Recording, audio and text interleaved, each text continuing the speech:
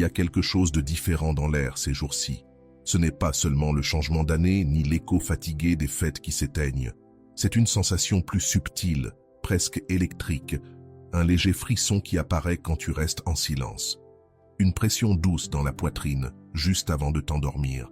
Ce n'est ni de l'anxiété, ni de l'imagination, c'est la perception que quelque chose est en train de se réajuster sur un plan que tu ne vois pas, mais que ton corps reconnaît avant même que ton esprit ne trouve les mots.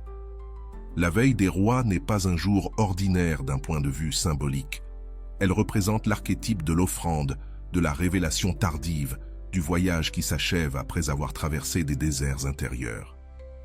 C'est pour cela que, si ces dernières heures tu n'arrives pas à sortir cette personne de ta tête, ce n'est pas une faiblesse, c'est un signe. L'inconscient s'active lorsque les cycles arrivent à leur terme et il exige la vérité, pas des explications confortables. Peut-être te surprends-tu à attendre une notification sans raison logique, ou tu te réveilles en pleine nuit avec son nom flottant dans ton esprit. Cette insistance ne naît pas de toi, c'est une résonance. En ces jours, l'énergie fonctionne comme un amplificateur psychique. Ce qui a été refoulé ne peut plus se cacher derrière les routines ou les distractions. Si quelque chose de tout cela te touche, abonne-toi et laisse un cœur. Ce geste aide cet espace à rester vivant. Carl Jung expliquait déjà il y a des décennies que la conscience n'est que la surface. En dessous s'étend un territoire vaste où ne gouverne ni l'orgueil ni le temps, l'inconscient. C'est là que sont stockés les liens non résolus, les émotions niées, les vérités repoussées.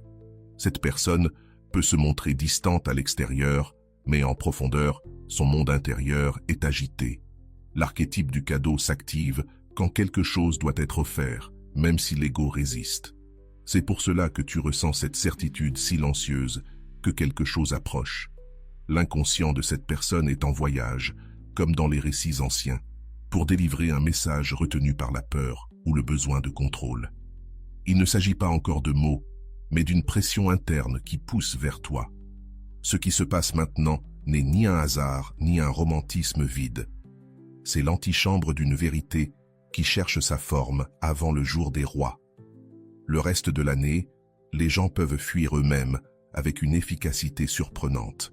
Le travail, le bruit, les écrans, les obligations, tout sert à ne pas ressentir. Mais il existe des dates qui brisent cette armure.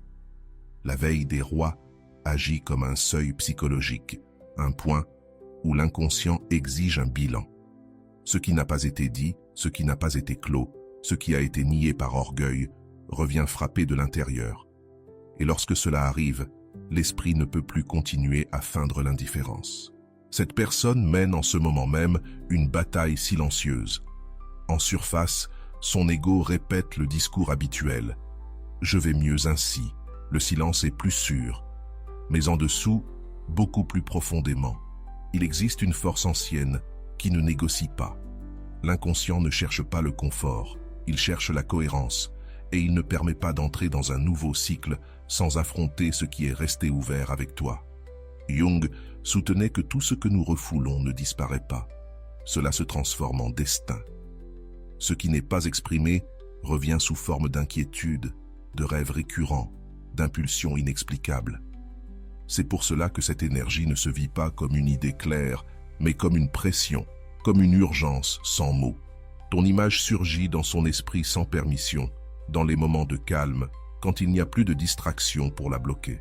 Tu peux penser que, s'il ne t'écrit pas, alors il ne ressent rien, mais c'est une lecture superficielle. L'inconscient ne fonctionne pas avec des actions extérieures, mais avec la charge émotionnelle. Et lorsqu'une connexion est réelle, elle reste inscrite comme une empreinte psychique. Il peut l'ignorer pendant des mois, mais en des jours comme ceux-ci, cette empreinte s'active, exige une résolution et commence à pousser de l'intérieur. La veille ne symbolise pas seulement le cadeau, elle symbolise la dette émotionnelle, non pas une dette morale, mais énergétique. Quelque chose a été pris, ressenti, promis en silence, et tant que cela n'est pas offert, l'âme reste sous tension. C'est pour cela que cette personne ressent une fatigue sans raison, une nostalgie sans souvenir précis, une agitation sans cause visible. c'est le coût intérieur de continuer à repousser une vérité. En consultation, beaucoup de patients décrivent cet état sans le comprendre. Ils disent « tout va bien », mais leur corps ne suit pas. Ils rêvent de quelqu'un du passé, relisent d'anciennes conversations, ressentent une impulsion soudaine d'écrire puis s'arrêtent. C'est là qu'apparaît le conflit classique que Jung décrivait. L'ego veut contrôler, l'inconscient veut l'intégration. Quand l'ego gagne, il y a un silence extérieur. Mais quand l'inconscient exerce suffisamment de pression, le silence devient insupportable, non pas parce que l'autre manque, mais parce que la cohérence interne manque. Et cette incohérence se vit comme une anxiété existentielle. L'esprit cherche le soulagement, l'âme cherche la vérité. Et à ce stade du cycle, les deux savent que tu fais partie de la réponse. C'est pour cela que tu n'as rien à faire, ni poursuivre, ni provoquer, ni forcer des signes. Ton calme est le miroir le plus puissant. Pendant que tu maintiens ton centre, l'inconscient de l'autre se retrouve sans excuse. L'absence consciente ne punit pas, elle révèle. Et dans ce climat symbolique, la révélation devient inévitable. L'énergie des rois ne récompense pas celui qui insiste, mais celui qui incarne une valeur intérieure, celui qui ne négocie plus sa dignité contre des miettes émotionnelles. Ce changement en toi se perçoit même sans mots, parce que l'inconscient détecte quand quelqu'un cesse d'avoir besoin et commence à choisir. C'est là que naît le véritable mouvement, pas avant. Ce qui est en train de se former maintenant n'est pas un message quelconque. C'est la possibilité de régler une vérité longtemps repoussée. Tu ne connais pas encore la forme, mais tu en ressens le battement. Et cette sensation ne vient pas du désir, elle vient de la lecture inconsciente d'un processus déjà en marche. Avant que le cycle ne se ferme, quelque chose cherche à être offert, et vous le savez tous les deux, même si un seul l'admet en silence.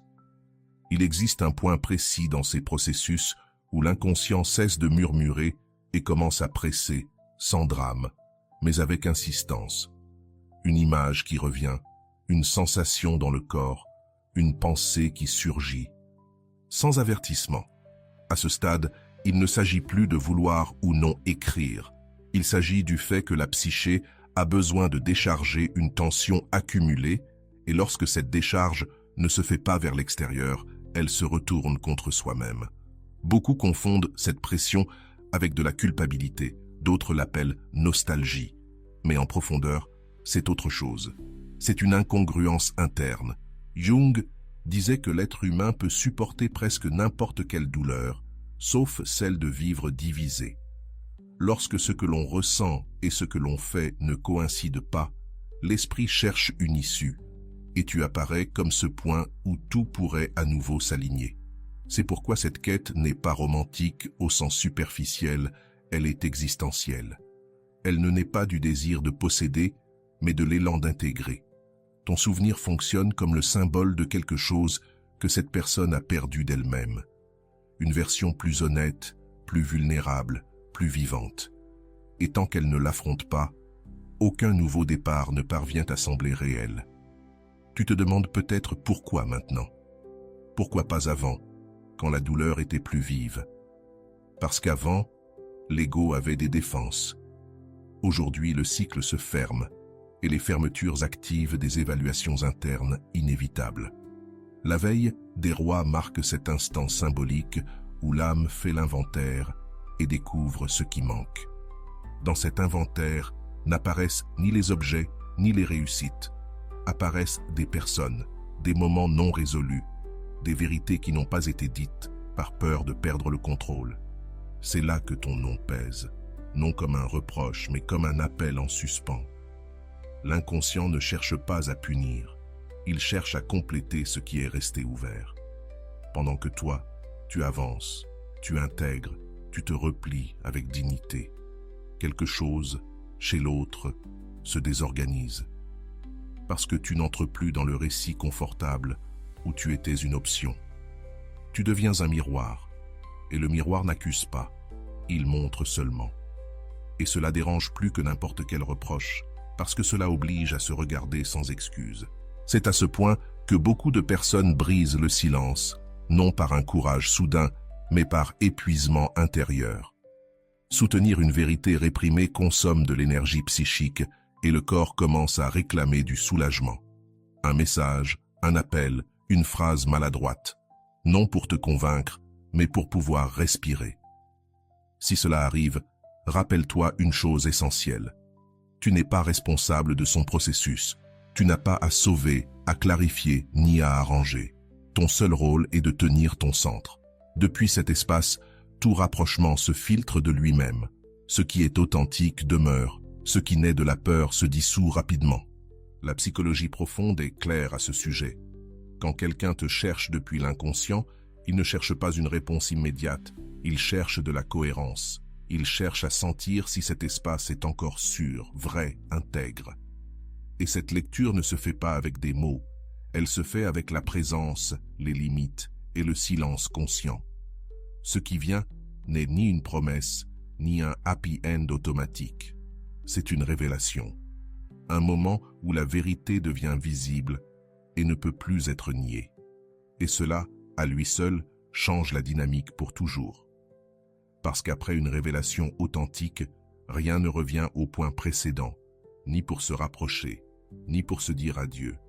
Quand une vérité émerge depuis l'inconscient, elle n'arrive pas avec une urgence infantile. Elle arrive avec gravité, avec un poids spécifique qui se ressent dans le corps. C'est pourquoi, si cette personne s'approche, tu remarqueras quelque chose de différent. Il pourra y avoir de l'euphorie, il y aura des pauses, il n'y aura pas de longs discours. Il y aura des phrases mesurées, parce que ce qui se donne à ce stade n'est pas un élan, c'est une reconnaissance interne tardive. Ici s'opère un tournant important. Il ne s'agit plus de savoir s'il ou elle revient ou non, mais de savoir qui tu es maintenant. Le travail que tu as fait en silence a reconfiguré le lien sans le toucher. Et cette transformation est perçue même à distance. L'inconscient détecte quand quelqu'un cesse d'attendre et commence à s'habiter avec fermeté. Jung appelait cela l'individuation, le processus par lequel une personne cesse de vivre fragmentée et commence à s'aligner avec sa vérité. Lorsque tu avances sur ce chemin, tu génères un effet miroir. L'autre ressent le contraste, et ce contraste dérange, réveille, met sous pression. Non parce qu'il ou elle veut revenir au passé, mais parce qu'il devient impossible de le nier sans coup interne. Beaucoup de messages naissent ici, non comme une stratégie, mais comme une décharge, une manière de libérer la tension accumulée pendant des semaines, des mois, parfois des années. C'est pourquoi il est crucial de ne pas confondre le geste avec le dénouement. L'inconscient cherche un soulagement immédiat. La conscience, elle, a besoin d'une cohérence soutenue dans le temps. C'est un moment de pouvoir silencieux pour toi. Non parce que tu contrôles la situation, mais parce que tu n'en dépends plus. Ton énergie ne poursuit plus les réponses, elle les filtre. Et cette position change complètement le jeu psychologique. Celui qui s'approche depuis la confusion ressent la solidité. Et la solidité ne se manipule pas, elle se respecte. Tu remarqueras peut-être quelque chose d'étrange. Plus tu ressens de calme, plus de l'inquiétude apparaît de l'autre côté. Ce n'est pas une coïncidence. C'est un ajustement des systèmes internes. Quand l'un cesse de soutenir le déséquilibre, l'autre doit se réorganiser. Cette réorganisation se manifeste souvent par une impulsion de contact. Tout contact ne signifie pas reconstruction. Certains viennent seulement fermer un cycle avec vérité. Et cela aussi est un cadeau, parce que cela libère de l'espace psychique, rend de l'énergie, restaure l'identité. L'inconscient ne distingue pas la retrouvaille de l'adieu. Il distingue l'immobilité du mouvement. C'est ici que tu dois écouter davantage ton corps que tes attentes. Ton corps sait quand quelque chose est authentique. La respiration change, il s'ouvre ou se contracte. Ne rationalise pas immédiatement. Observe. La psychologie profonde enseigne que la vérité se ressent avant de se comprendre. Quelle que soit la forme que prend ce rapprochement, souviens-toi de ceci. Il n'arrive pas pour te ramener au passé, mais pour te confirmer qui tu es maintenant. C'est là le véritable sens symbolique de l'épiphanie. Le don ne vient pas toujours de l'autre. Parfois, c'est la confirmation intérieure que tu ne t'abandonnes plus. Et quand cela se produit, quelque chose se ferme définitivement. L'esprit cesse d'anticiper. Le cœur cesse de négocier. Parce que tu n'as plus besoin de signes pour te valider. Depuis cet espace, tout lien se redéfinit avec clarté. Et Jung le disait avec précision. Quand l'inconscient devient conscient, la vie cesse de se répéter et commence à avancer. Lorsque la répétition s'arrête, quelque chose de nouveau apparaît. De l'espace. Un espace mental, émotionnel, énergétique. Tu ne tournes plus autour de la question. Que va-t-il se passer? Parce que ton centre ne dépend plus de la réponse. Et ce changement, même silencieux, se ressent fortement de l'autre côté. L'inconscient perçoit immédiatement quand quelqu'un n'est plus disponible pour le même jeu. C'est là que naît le besoin de redéfinir, de clarifier, de ne pas perdre ce qui ne peut plus être tenu pour acquis. Cela explique pourquoi l'élan de te chercher ne vient pas du contrôle, mais du désarroi. Quelque chose a bougé. Sans avertissement, la dynamique habituelle a cessé de fonctionner. Et lorsque cela arrive, la psyché tente de restaurer du sens, non pour te dominer, mais pour comprendre ce qui a changé. Ton absence émotionnelle, même lorsque tu es physiquement présente, devient alors le message le plus clair que tu aies jamais envoyé. Jung avertissait que l'inconscient cherche toujours la totalité. Il ne supporte pas longtemps les pièces éparses. C'est pourquoi il pousse à fermer les cycles, à dire ce qui n'a pas été dit, à regarder en face ce qui a été évité.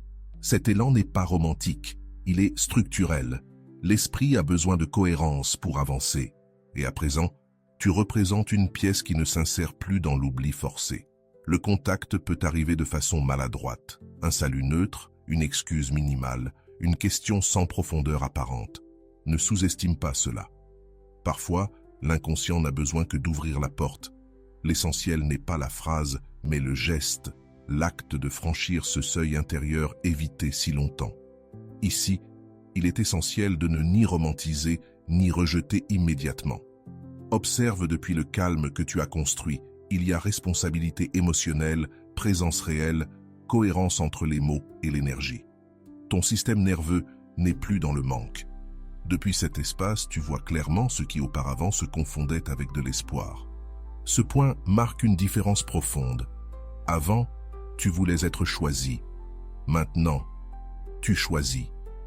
Et cette inversion interne change toute la narration, parce que l'inconscient de l'autre reconnaît qu'il n'a plus de pouvoir d'attraction. Il ne reste que la vérité à nu et la décision de la soutenir ou de fuir à nouveau. Beaucoup de rencontres échouent ici, parce que l'un s'éveille et l'autre non. C'est aussi une information, pas une punition, pas une perte, de la clarté. La psychologie profonde ne promet pas des fins heureuses, elle promet des fins honnêtes. Et l'honnêteté, même si elle fait mal au début, libère une quantité immense d'énergie vitale retenue. Si la conversation a lieu, souviens-toi de respirer. N'explique pas trop. Ne traduis pas ton processus pour le rendre digeste. Celui qui est vraiment prêt comprend sans excès de mots. Et celui qui ne l'est pas a parfois besoin de te perdre pour comprendre. Dans les deux cas, tu reviens à toi, entière, présente, alignée. La veille des rois n'apporte pas des cadeaux emballés, elle apporte des révélations. Et une révélation authentique a toujours un coût. Tu ne peux plus faire semblant, ni toi, ni l'autre. C'est le véritable seuil. Une fois franchi, il ne reste que deux chemins, la cohérence ou la répétition consciente. Quoi qu'il arrive avant que ce cycle ne se ferme, cela ne te définit pas. Cela te confirme. Cela confirme combien tu as grandi, combien tu te respectes, combien tu ne t'abandonnes plus. C'est cela que l'inconscient reconnaît et recherche, non pas la personne qui attend, mais celle qui se soutient. À partir de là, toute réponse cesse d'être une menace et devient un choix. Il y a une chose que presque personne ne dit sur ces moments-là. Le calme que tu ressens n'est pas de l'indifférence, c'est de l'intégration. Quand une partie de toi cesse de lutter, une autre se renforce. Et ce réordonnancement interne émet un signal clair. Il ne s'explique pas, il se perçoit. L'inconscient de l'autre capte qu'il n'y a plus de fissures par lesquelles entrer sans vérité. Cela redéfinit toute tentative de rapprochement. En psychologie profonde, cet état est reconnu comme une clôture symbolique active. Tu n'as pas besoin de la scène parfaite ni de la phrase idéale. Ton système interne a compris, et quand cela arrive, le lien cesse d'être une blessure ouverte pour devenir une information intégrée. L'autre peut ressentir du soulagement ou de la peur, car faire face à quelqu'un qui ne supplie plus oblige à se positionner avec honnêteté. Ici, disparaît la fantaisie de redevenir comme avant. Cela n'existe plus, et c'est une bonne nouvelle, car ce qui se répète sans conscience ne fait que perpétuer le vide. S'il y a un nouveau contact, il naît depuis un autre niveau, plus lent, plus réel, plus exigeant. L'inconscient sait qu'il n'y a plus d'espace pour les demi-vérités. Peut-être remarqueras-tu que ton récit intérieur a changé. Tu ne demandes plus « Pourquoi ne m'a-t-il pas choisi ?» mais « Est-ce que cela m'honore ?» Ce changement est irréversible. Il marque le point où l'estime de soi cesse d'être une idée pour devenir une expérience corporelle. Depuis là, toute réponse extérieure perd son pouvoir absolu. Ton centre n'est plus à l'extérieur. Quand l'autre le ressent, quelque chose se réajuste. Il peut s'approcher avec prudence ou se retirer définitivement. Les deux réponses sont cohérentes avec son niveau de conscience et aucune n'invalide ton processus. Car ton avancée ne dépend pas de sa réaction, mais du fait de ne pas trahir ce que tu sais désormais de toi. Jung affirmait que ce qui n'est pas intégré se projette. Et pendant longtemps, tu as été la projection de désirs non assumés. Maintenant, cela se dissout. La projection tombe lorsqu'un moi solide se tient en face, et cet impact est fort, non par rejet, mais parce qu'il oblige à assumer une véritable responsabilité émotionnelle. C'est ici que de nombreux liens se redéfinissent ou s'éteignent, non par manque d'amour, mais par excès de vérité. La vérité ne crie pas, ne poursuit pas, elle demeure. Et celui qui ne peut pas la soutenir s'éloigne. Ce n'est pas un échec, c'est une sélection naturelle, émotionnelle, un filtre qui protège ce que tu ne négocies plus. S'il y a des mots, écoute-les sans te perdre. S'il y a du silence, honore-le sans l'interpréter. Ta stabilité ne dépend pas du dénouement immédiat, elle dépend du fait de rester aligné avec ta valeur. L'inconscient de l'autre peut mettre du temps à comprendre, mais il ne peut plus ignorer ce que tu représentes désormais. Dans cette phase finale du cycle, tout devient plus clair. Les masques pèsent davantage, les excuses tombent d'elles-mêmes, et ce qui reste est simple, la vérité ou la distance. Les deux options libèrent, les deux ferment une porte, et les deux te donnent du temps, de l'énergie et de la présence pour ce qui est réellement prêt pour toi. C'est ainsi que fonctionne l'engagement authentique. Il n'apporte pas toujours l'union. Parfois, il apporte la dignité. Il n'arrive pas toujours enveloppé de belles paroles, mais de cohérence. Carl Jung l'a clairement exprimé. Quand tu choisis d'intégrer ce que tu es, le monde répond ou s'écarte. Et dans les deux cas, tu avances entière, sans fragments, sans dette intérieure. Tu comprends maintenant quelque chose d'essentiel. Tu n'attends plus un geste extérieur, tu habites une clôture intérieure. Cela change entièrement la fréquence du lien, car il n'y a plus d'anxiété pour nourrir les fantasmes, ni d'urgence pour déformer les signes. Il y a la présence, et la présence est inconfortable pour celui qui fuit encore lui-même. C'est pourquoi tout mouvement qui se produit maintenant naît d'un endroit plus vrai, ou ne se produit pas du tout. Si cette personne se rapproche, elle le fera en sentant qu'elle marche sur un terrain ferme. Elle ne retrouvera pas celle que tu étais avant. Elle trouvera des limites douces, une clarté tranquille, un silence consenti. Cela déstabilise plus que n'importe quel reproche, car cela oblige à abandonner les anciennes dynamiques. L'inconscient reconnaît quand il ne peut plus répéter le passé sans conséquence, et il choisit alors d'avancer dans la vérité ou de se retirer par peur. Dans les deux cas, la décision révèle plus que les mots. Celui qui reste doit se transformer. Celui qui part confirme ce qu'il n'était pas prêt à soutenir. Tu ne perds jamais, car tu ne cherches plus à être choisi depuis le manque. Tu te choisis depuis la conscience, et ce changement redéfinit entièrement ta façon d'aimer, de créer du lien, d'être. La psychologie profonde ne parle pas de fin parfaite, Elle parle d'intégration réelle, de moments où l'âme cesse de se fragmenter. C'est exactement ce que tu vis maintenant. Un point de non-retour intérieur où, même s'il y a une séparation, il n'y a pas de vide.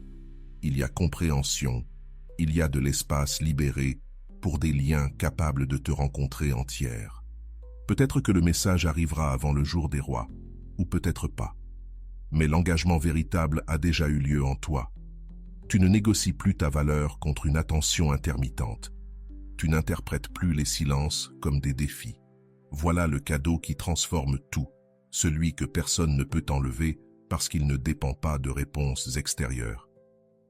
Carl Jung affirmait que la maturité émotionnelle commence lorsque nous cessons d'exiger de l'autre qu'il complète ce qui nous appartient déjà d'intégrer. Ce principe s'incarne maintenant, non pas dans la dureté mais dans le calme, dans la certitude que l'amour ne se mendie pas et ne se poursuit pas, il se reconnaît ou se lâche. C'est la base de toute relation authentique. S'il y a rencontre, qu'elle soit vraie. S'il y a distance, qu'elle soit digne. Les deux honorent ton processus. Tu ne te définis plus par ce que l'autre fait ou ne fait pas, mais par la façon dont tu te soutiens toi-même. Et cette cohérence intérieure, l'inconscient de l'autre la perçoit, même s'il ne sait pas l'expliquer. Cette clôture n'est pas du bruit, c'est de la clarté. Ce n'est pas de l'euphorie, c'est de la solidité. Tu as franchi un seuil silencieux où l'attachement perd de sa force et où le choix conscient prend sa place. À partir d'ici, rien ne s'accepte à moitié, rien ne se tolère par peur et rien d'authentique ne se perd. Tout se réorganise simplement à l'intérieur de toi. Si ce message résonne en toi, ce n'est pas un hasard. Les vérités profondes trouvent ceux qui sont prêts à les entendre. Mets un like et abonne-toi pour que cet espace continue de grandir avec toi. Et si tu le ressens, laisse un commentaire. Nommer ce que tu intègres fait aussi partie de la clôture. La conscience partagée s'étend. Aujourd'hui, tu n'attends plus des signes, tu deviens le signe. Et depuis cet endroit, le jeu change pour toujours. Tu ne te poursuis plus, tu ne t'expliques plus, tu ne te réduis plus, tu te soutiens. Comme le dirait Jung, lorsque le moi s'intègre, la psyché cesse de répéter le passé. Et depuis ici, tu l'affirmes sans bruit, sans doute, sans retour. Je ne me contente plus, je me choisis.